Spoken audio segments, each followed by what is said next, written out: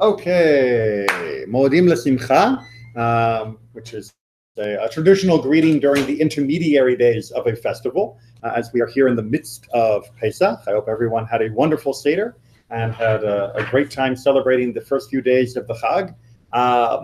And as you might know, if you looked at your calendar, there's no official Torah portion for this week. That is to say, unlike other times when you might get a little overlap, this holiday comes down and wipes out all of the normal cycle. We will resume after Pesach. And so that means we have to read something else for the Torah. So we're going to look at a section of the Torah reading that we will be doing on Shabbat, but this is a Torah reading for Pesach rather than a Torah reading for the week. So I hope no one's disappointed. It's still Torah, still good stuff. No one complains? Excellent. So that's why we're going to jump to the book of Deuteronomy. Yeah, Devarim. Right now, of course, we are in the weekly cycle. We are in Vayikra. We're on the book of Leviticus, but we're going to pop into chapter 16, which is on page 1081. Did you open up automatically? I opened up automatically to it too. Well, we do turn to this page quite often. It's just like paper. Yeah. And as you're going to see, there's a very good reason why we're reading this section. So we're on page 1081, chapter 16, book of Deuteronomy, and I need a volunteer. Harriet goes back up north and everyone goes quiet. Don't everyone yell at once. Exactly. It's English, honest. That's all I'm asking for. No one has to do the Hebrew. No one has to chant. Is that a volunteer? Going once, going twice. Sold to the lady. You got it. Observe the month of Aviv is a better capturing of the Hebrew. Okay. Observe the month of Aviv and offer a Passover sacrifice to the Lord your God, for it was in the month of Aviv at night that the Lord your God freed you from Egypt. All right, so can you figure out why we're reading this on the holiday of Passover? Because it is the Passover? Because it is telling us all about Passover. So first of all, the month of Aviv is a little misleading. It makes it sound like the word Aviv is the name of the month, but what does Aviv actually mean? Spring. Spring. So in the month of spring would probably be a better translation, or in the springtime month, or the first month of spring is another way to put it. We now call that month Nisan. What is that month called in the Torah? I mean, earlier in the Torah, and when we first learn about these holidays and the Exodus from Egypt and all of these things. Because Nisan and the other names of the months that we now use are much later editions. None of them actually appear in the Torah or Bible itself. They're names that we brought back from Babylon because it was considered catchy, convenient. But in general, the Torah doesn't describe the months with those names at all. Instead, the Torah says, month number 1, Yes. month number 2, month number 3. And it always refers to like an incident. So it will say 2 months after they... Or it will do a chronological, right? Right. 3 months after we've left Egypt, Right. But it'll say on the 15th day of the first month, Right. and the first month is this month. The month of Aviv, the month of spring, the month of Nisan, as we now call it. This is the first month. And that may help you understand why we're talking about Pesach first, because we're going to eventually talk about all of the major holidays. But Pesach comes first because it's the first holiday in the first month. Make sense? Excellent. Onward. You shall slaughter the Passover sacrifice for the Lord your God from the flock and the herd in the place where the Lord will choose to establish his name. You shall not eat anything leavened with it. For 7 days hereafter you shall eat unleavened bread, bread of distress, for you departed from the land of Egypt hurriedly, so that you may remember the day of your departure from the land of Egypt as long as you live. For 7 days no leaven shall be found with you in all your territory, and none of the flesh of what you slaughtered on the evening of the first day shall be left until morning. Okay, so we got something that we're supposed to eat and something we're not supposed to eat. Supposed to eat matzah, and supposed to eat the Passover sacrifice, and we're not supposed to eat HaMOed, the leavened forms of bread, or of the 5 grains. So, seems very clear. So far, so good. No leftovers from the lamb. No Tupperware, correct. No Tupperware. Right, no Tupperware, no refrigeration, but specifically the sacrifice has to be eaten that night, and totally anything left over is burnt rather than saved for later. And this is one of the reasons why you didn't just eat by yourself. You always had a group that was with you, because one person or even one family was unlikely to be able to eat an entire lamb. It's just, there's only so much you can eat. So you would always share it with multiple families joined together in a sort of chavurah type setting. All right, onward. You are not permitted to slaughter the Passover sacrifice in any of the settlements that the Lord your God is giving you, but at the place where the Lord your God will choose to establish his name. There alone shall you slaughter the Passover sacrifice in the evening at sundown, in the time of day when you depart from Egypt. You shall cook and eat it at the place that the Lord your God will choose. And in the morning you may start back on your journey home. After eating unleavened bread 6 days, you shall hold a solemn gathering for the Lord your God on the 7th day. You shall do no work. All right. So that's why, by the way, we're having services on Friday and Saturday, because of the solemn gathering that comes at the end of Pesach. Yizkor is on Saturday, for those who appreciate the reminder. So for Pesach, our first holiday, we get a number of commandments, a number of directives. Right? We get the sacrifice itself. We get the matzah versus HaMOed requirement. We get no work as being one of our things. And then, of course, we get a plus the end requirement for what happens at the end of the holiday. But you also have a requirement that is big.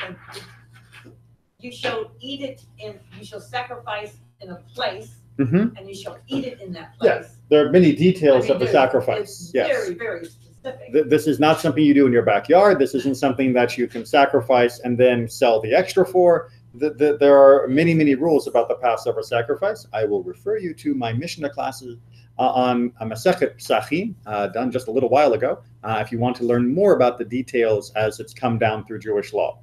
But as we get into some of our other holidays, I want to sort of create our own lists and see if we find any distinctions. Okay, so now we're on and to verse 9. You shall count off 7 weeks. Start to count the 7 weeks when the sickle is first put to the standing grain. Then you shall observe the Feast of Weeks for the Lord your God, offering your free will contribution according as the Lord your God has blessed you.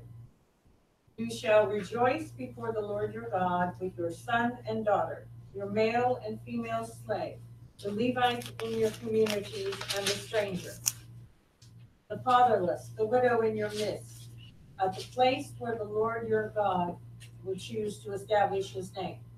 Bear in mind that you were slaves in Egypt, and take care to obey these laws. Okay, so we get a brief mention of counting the Omer, which we are currently doing. And then at the end of this, we get a Feast of Weeks, which is known as Shavuot in Hebrew. And what are the requirements for Shavuot? Dance. What's that? Is it customary to dance? Customary to eat there, but sticking to what the Torah says, it doesn't mention that as a commandment. It's a rejoicing holiday. It's for free will. All right, so we got free will, sacrifice, which seems to be linked to rejoicing.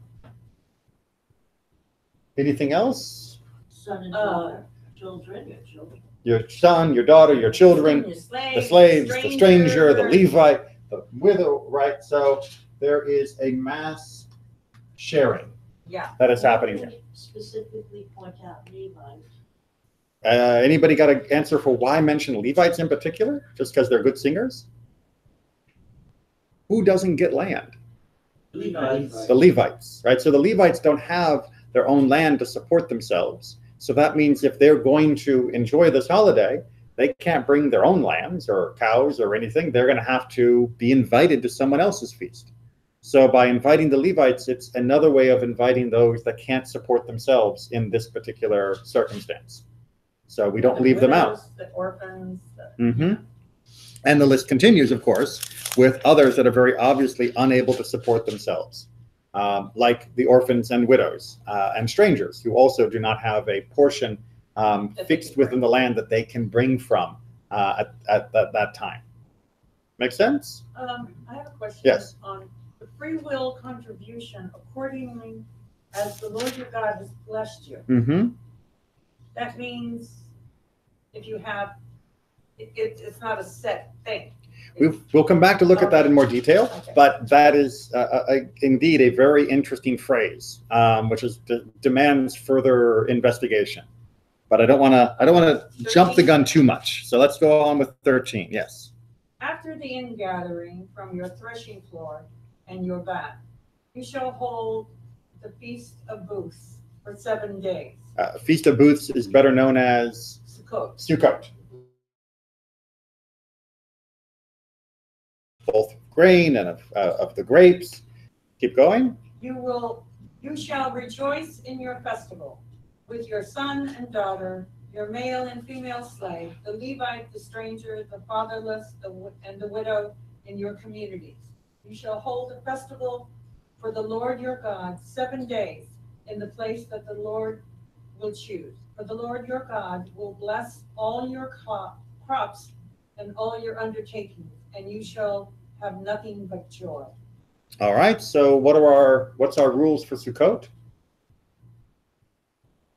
Rejoicing, having a feast, live in a booth. Did it say feast, booth? No. No. That commandment does come in the book of Leviticus, but this particular summary doesn't mention the booth or the lulav, which is also part of Sukkot, but not the focus of this section of Deuteronomy. And one other thing? No, shall not appear before the Lord empty-handed. Again, we're not coming empty-handed, right? And where is this happening then if it's before the Lord? Temple. Right, in the place that God has chosen, right? Hamakom. So we have to travel for this one, and we have to travel for this one, and we have to travel for this one. And as such, these become known as the 3 pilgrimage festivals, or as we call them in Hebrew, Shalosh Regalim. Anyone remember from their basic Hebrew class what a regal is? A leg. A leg, right? Shalosh Regalim. These are the 3 leg festivals. You have to leg it to Jerusalem. you gotta go there by basically transport. So that's why in English we call them pilgrimage festivals. In Hebrew we call them Shalosh Regalim. Question? Comment? No. Okay. All right. So, sorry, I'm not quite done yet. 16. Now we get the summary.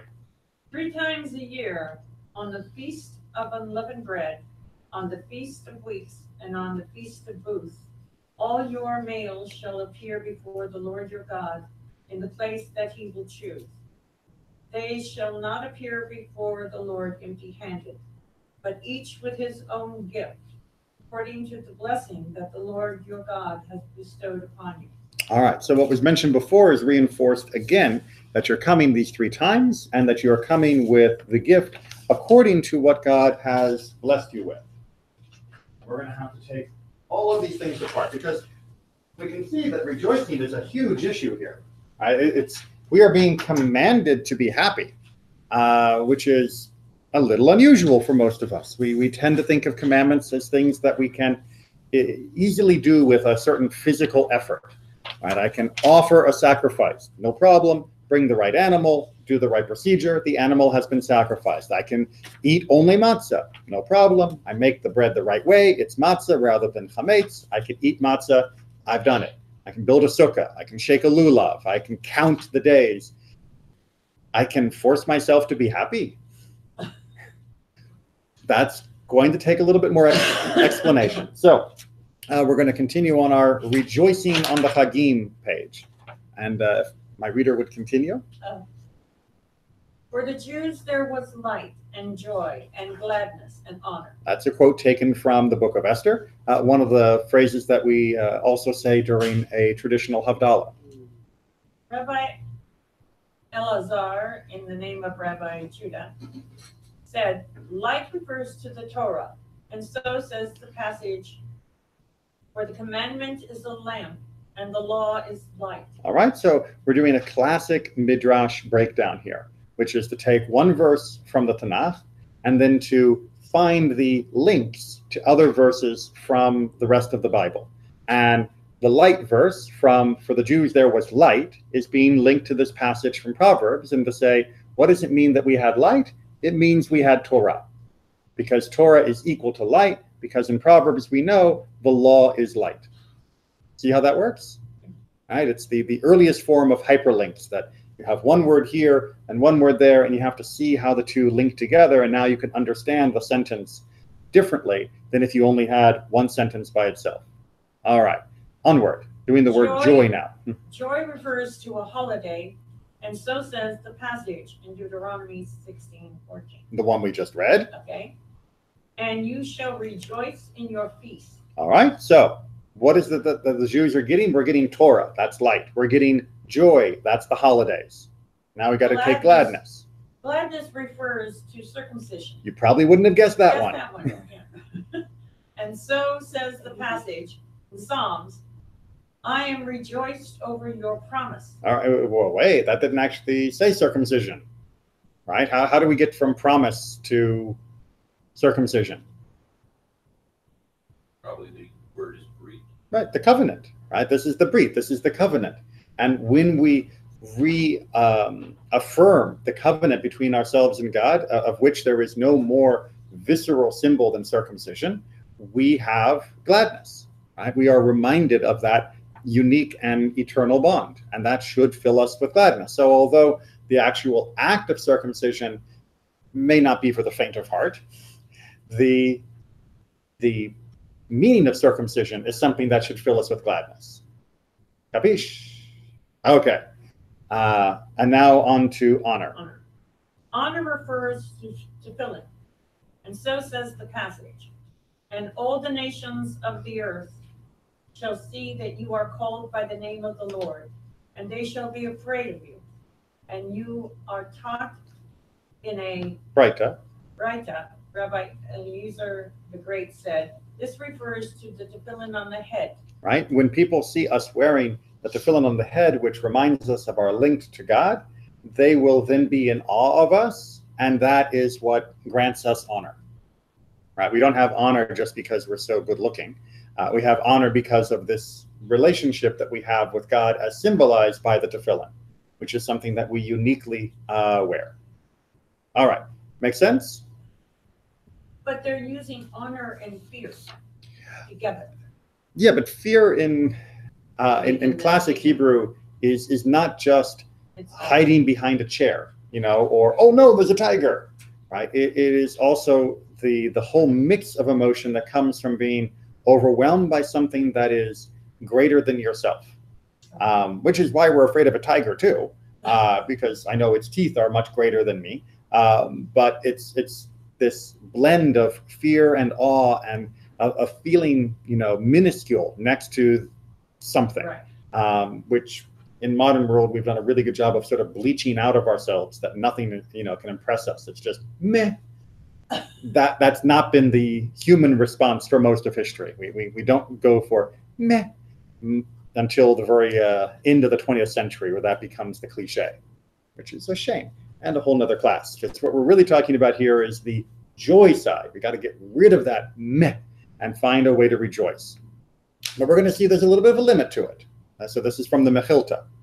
And you shall rejoice, to exclude one who is sick or a minor. Okay. Wonderful exercise in Jewish language and legal terminology. The mitzvah is to rejoice. What happens if you are sick? You're going to be very happy during the holiday? No. So we exclude them. What does that mean?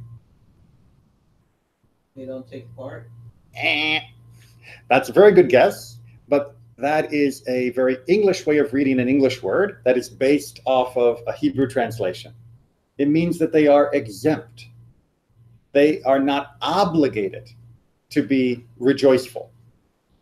Right? So imagine if you are somebody who is in hospital and Passover rolls around and you are fighting for your life. There's really literally no way that you're going to be happy at that particular moment. If you believed that there was a commandment, that it was incumbent upon you, hanging around your neck, that you had to rejoice, and you failed to do that, you're going to feel even worse. So instead, what our sages are saying is that only those who are capable of rejoicing, those who are not sick, are obligated to rejoice. If you cannot, if you are prevented from rejoicing because of absolutely unavoidable circumstances, then you do nothing wrong by failing to rejoice any more than a child who was not yet obligated to the commandments and who doesn't rejoice or does rejoice is not fulfilling the commandment because they're not yet obligated to them. So it puts you in the category of you don't have to. Doesn't mean you can't. After all, we already said that orphans are people that should be invited into our Sukkot and Shavuot celebrations. So clearly we are meant to bring in minors, but they don't have an obligation to be happy, even if we have an obligation to provide for them. Does that make sense? Okay. So I just wanted to put that in there because it's just a little example of how sometimes when you read things that are translated and don't have the technical vocabulary, it can lead to very misleading understandings. Onward. Who is a minor? Anyone who cannot ride on his father's shoulders and go up from Jerusalem to the Temple Mount, according to the house of Shammai. Right. So Shammai is trying to move this definition even lower and saying the only people who aren't obligated to be there are kids that are so little that they can't even sit on their dad's shoulders. Right, so we're talking well under 13 here for the age of commandments. Beit Hillel is going to push back. Right. The house of Hillel say, anyone who cannot hold his father's hand and go up from Jerusalem to the Temple Mount. Or it says, three regalim. Regalim. Regalim. Regalim is when you have two I'm legs. sorry. Regalim is when you have more than two. Okay. That's it, right? So Beit Hillel says, no. The kid has to be older than that because we call these shalosh regalim, pilgrimage festivals, and that word for pilgrimage is legs. The kid has to stand on his own legs. Telling me that the kid can sit on his dad's shoulders to go up to the Temple Mount, kid's not old enough to be obligated because he has to be able to stand on his own feet, his own legs, his own reglaim, because he's only got two, for him to be incumbent. Interesting little side note here. Who is stricter? Beit Hillel or Beit Shammai in this? Shammai. Exactly, Shammai. Now, on general, Shammai is stricter. And yet it would seem that Hillel is being stricter in the definition of old enough. And that's sort of what often happens, is when you're being strict in one way, you're often being lenient on something else. So Hillel is being stricter in the definition of legs than Shammai is, but that means he's lenient on the number or the age that a child has to reach. And Shammai is being stricter on the minimum age, but that means he's being more lenient, more lax in what it means to actually walk up for these festivals. So it's not always so clear-cut of who is stricter and who is more lenient, but as far as this goes of who is obligating more people to attend, Shammai is stricter because he's obligating a larger percentage of the population. All right, so let's continue about other limits to joy. The law applies to all those who are able to make the journey with your males. Example, not including people whose vocation is such that their very presence is so offensive due to the way they smell. For instance, that they would not be allowed to present themselves before a temporal king either. far less than the King of Kings. All right, so let's imagine you are a tanner. That's somebody who makes leather. And you're a tanner in the old days, where the process involved an awful lot of fecal and other matter that comes out of animals and often people even. Tanneries were considered to be one of the nastiest possible jobs to have and one of the stinkiest jobs to have. And it's still not exactly great, but we've got a much better way of at least making sure that the people who work as a tanner don't smell like a tanner. In the ancient world, sorry, you work as a tanner, that smell is coming into you and it's going to be in you for your whole life. You are going to smell like a tannery even when you're not working. And what they're basically saying is that that would absolutely prevent the rejoicing to happen, right? If suddenly this walking stink pile comes in, it's just, no, we cannot celebrate in the temple precincts with that smell. Just, it would just wipe out the entire holiday. And rejoicing is so important, therefore, that they're going to have to stand on the outside and not come in for that particular moment. Make sense? That's really kind of sad. It is. When you think that during the Middle Ages, that was one of the jobs that was only about open for Jewish people to do. But during the Middle Ages, we didn't have sacrifices. Right, so it's only for the case of sacrifices, of coming into that special time of being in the temple precinct for the sacrifice itself, that this limitation was in place. That doesn't mean that they can't come to your Seder. Absolutely, they can come to your Seder. It just means if your Seder involves the actual sacrifice, then there would have to be a special tanner's Seder. just for you guys, over there, downwind. All right.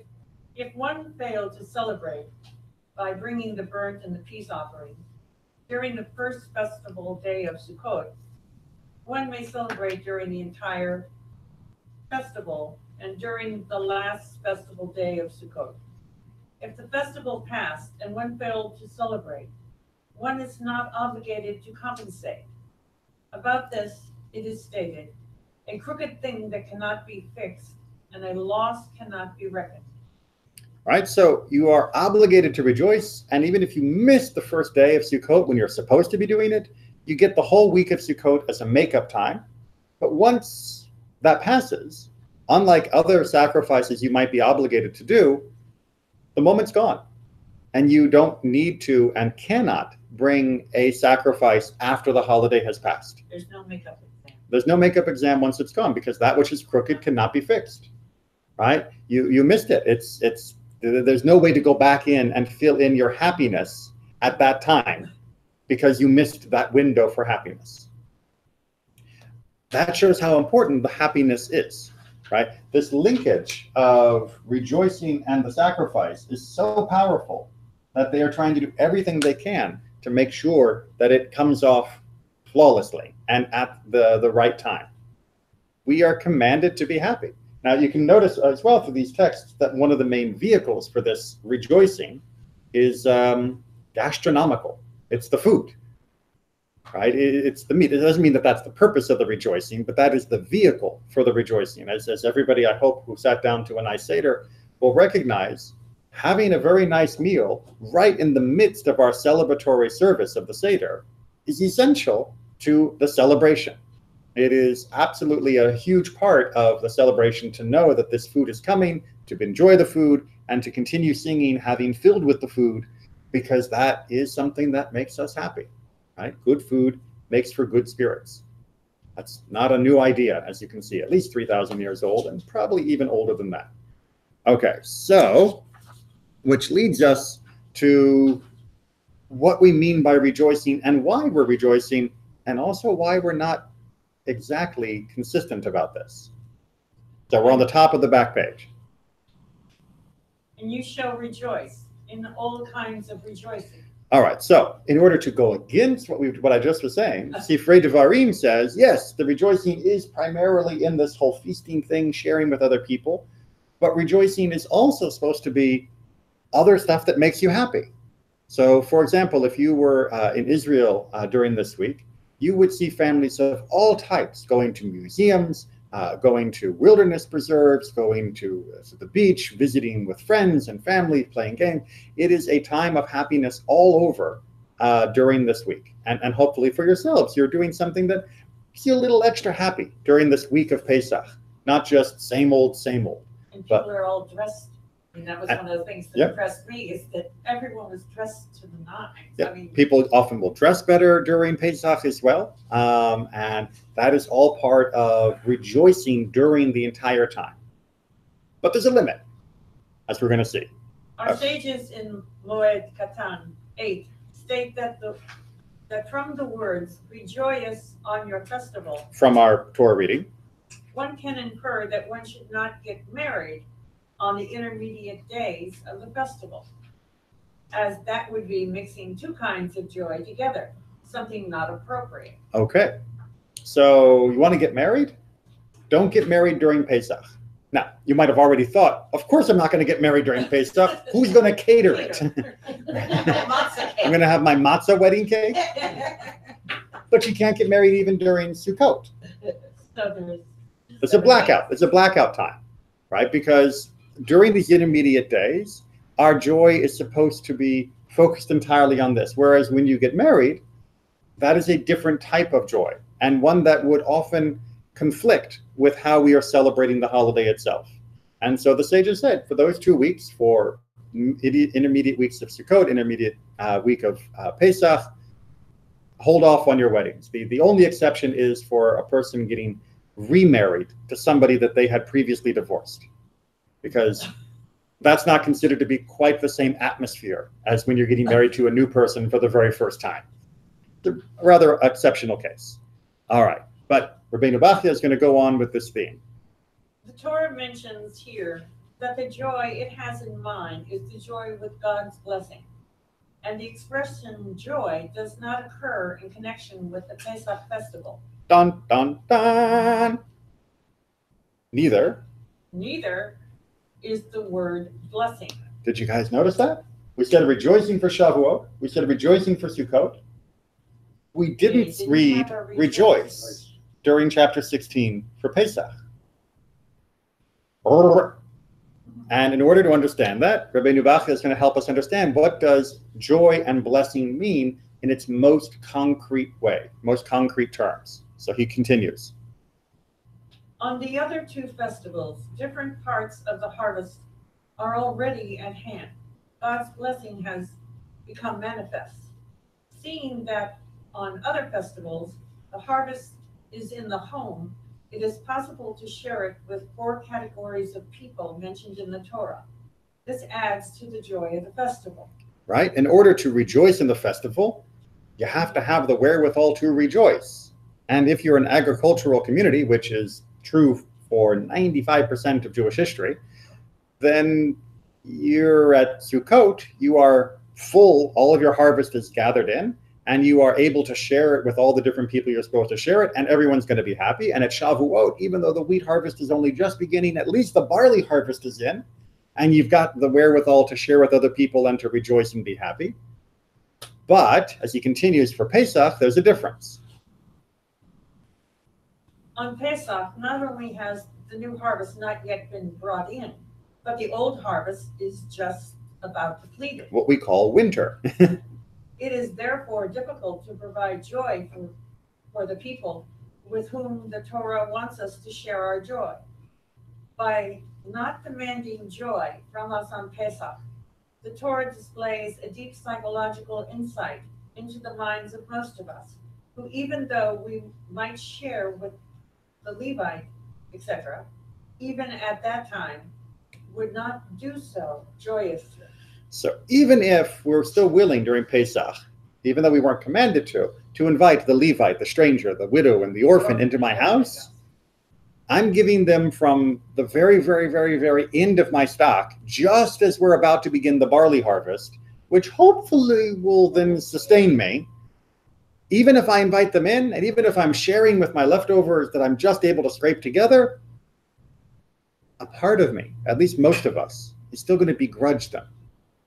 I'm not going to be doing that happily because I'm worried that I won't have enough.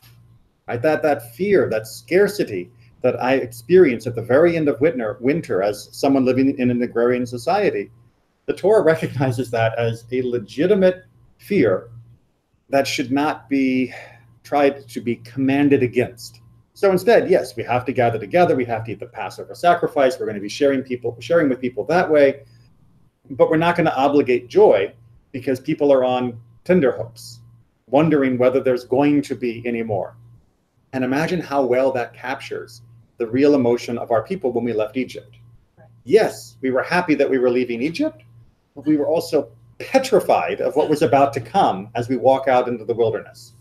And that, says Rabbeinu Bachia, is why Pesach doesn't get the commandment for joy. Does that mean we don't be happy? Of course you can be happy. Of course you should try to be happy, but it's not the same level of obligation of being happy and of making other people happy that happens on the other two holidays. Make sense?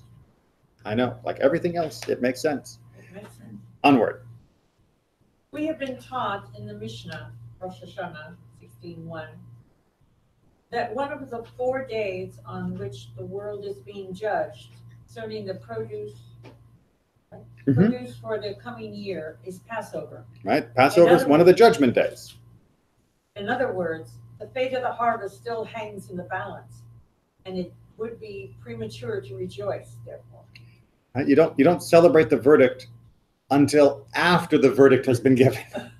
It's just a little tacky to celebrate. That is why, for example, Rosh Hashanah is in many ways more solemn, especially in the liturgy, than Yom Kippur. On Yom Kippur, we have faith and confidence that God will be forgiving. On Rosh Hashanah, we are standing before the judge, and we are getting the sentence handed down. And Yom Kippur, we know our appeal will be heard. And so Yom Kippur has a different tone, a different flavor to it than Rosh Hashanah for a day of judgment. And so too Pesach. Pesach is another day of judgment of what's coming for the next phase of our harvest. And like I said, we're still a bit apprehensive.